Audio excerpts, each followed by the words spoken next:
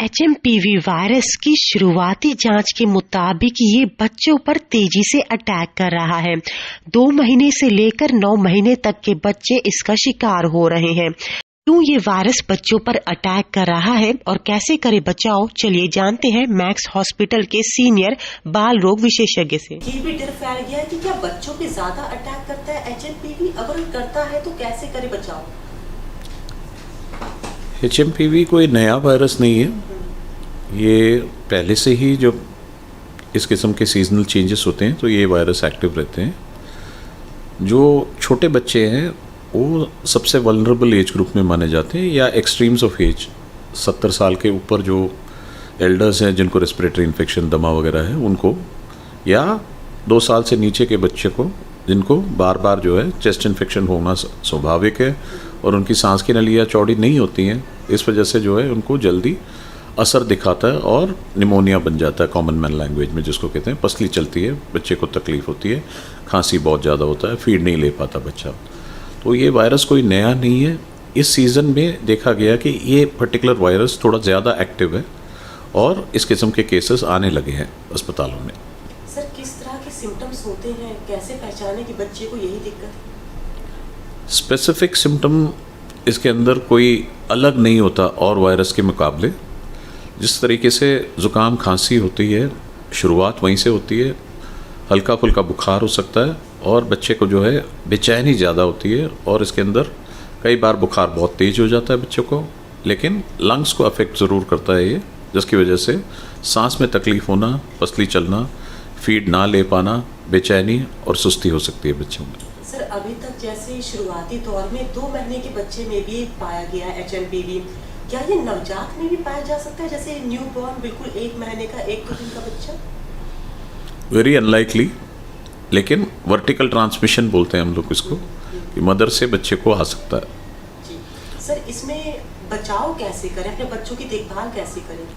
आमतौर पे ये देखा जाता है कि घर के अंदर जो है बड़ा बच्चा होता है जो कि स्कूल गोइंग एज ग्रुप में होता है, जो सोशली एक्टिव होता है, बाहर जाके खेलता फिरता है, तो उस बच्चे के माध्यम से ही घर पे इतने छोटे बच्चे, नवजात शिशु को या 1 साल से नीचे वाले शिशु को इस किस्म की इन्फेक्शन आ पाती है। तो किसी को भी अगर घर में ज़ुकाम खांसी के लक्षण हो तो इतने छोटे बच्चों से दूर रहें, और एल्डर्स के लिए भी ये खतरनाक हो सकता है। तो उस एज ग्रुप वालों को हमेशा जो है प्रोटेक्शन लेना चाहिए। इतने छोटे बच्चे को मास्क नहीं पहना सकते, तो जिनको तकलीफ़ है वो मास्क पहने और बच्चे के कांटेक्ट में ज़्यादा ना आए। सर, इस मामले में बच्चों का ट्रीटमेंट कितना लंबा चलता है और किस तरह का ट्रीटमेंट होता है? ये आमतौर पे बाकी वायरस की तरह ही बिहेव करता है। 7 से 10 दिन का इसका कोर्स होता है, एक्यूट फेज जो बोलते हैं। लेकिन HMPV वायरस के अंदर ये चीज़ देखा गया है कि खांसी थोड़ी लंबी चलती है, जिसकी वजह से बच्चा फीड लेने में दिक्कत करता है और खांस के कई बार उल्टी कर देता है। तो खांसी इसमें थोड़ा लंबा समय लेता है और वायरसेस के मुकाबले, तो ये थोड़ी सी पहचानने वाली चीज़ भी है और इलाज लायक भी है, क्योंकि इसके चलते हुए बच्चे के फीडिंग और ग्रोथ पे असर पड़ता है। जी सर, मेरा आखिरी सवाल, क्या कोविड-19 जितना ही घातक है HMPV? घातक उतना नहीं है, लेकिन फैलाव उससे ज़्यादा तेज है। स्प्रेडिंग इसकी तेज है? Spreading is much faster, but at the same time we don't have reports of too much mortality. Morbidity is a little prolong, लंबे टाइम तक खांसी रहती है, लेकिन अभी तक एटलीस्ट जितने भी हमने केसेस देखे हैं उनमें रखरखाव और देखभाल से अच्छे परिणाम मिलते हैं। सर, क्या HMPV भी जानलेवा है?